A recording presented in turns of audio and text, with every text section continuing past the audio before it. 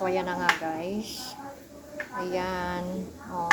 Ito naman ang naisipan nating lutuin kasi may stock pa tayong ganito. Tira pa yata ito ng Pasko. So, ayan, lulutuin na natin.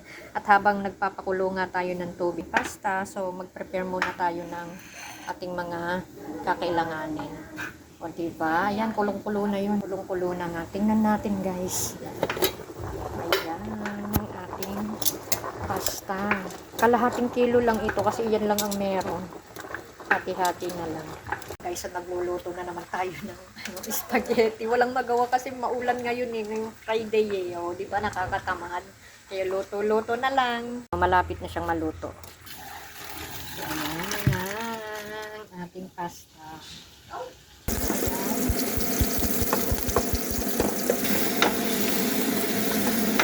Nughugan natin, sayang eh. Ayan. Black pepper, ang ating magic. Maglalagay tayo ng liver spread. Lagay na natin ng pasta.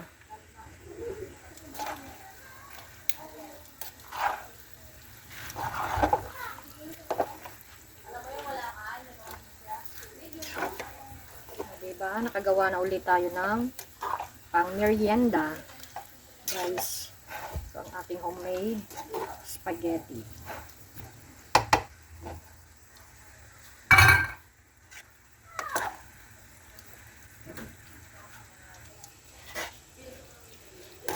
Sarap nito guys.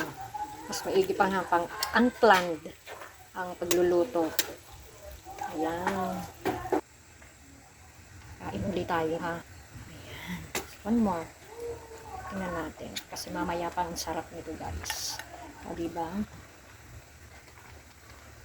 The best part, ang tikiman time. O ayan.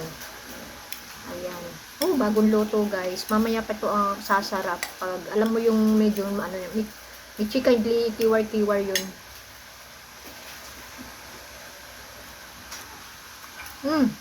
Wow. Okay nyo guys. Init lang. Init. Sarap. Sige. Kayo naman ang tumikim. Masarap yan. Diba? Bagong luto eh. Yung lasa. Wow, masarap. Oh, masarap. Masarap daw.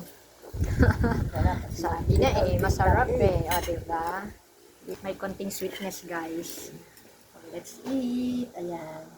Init. Kain tayo.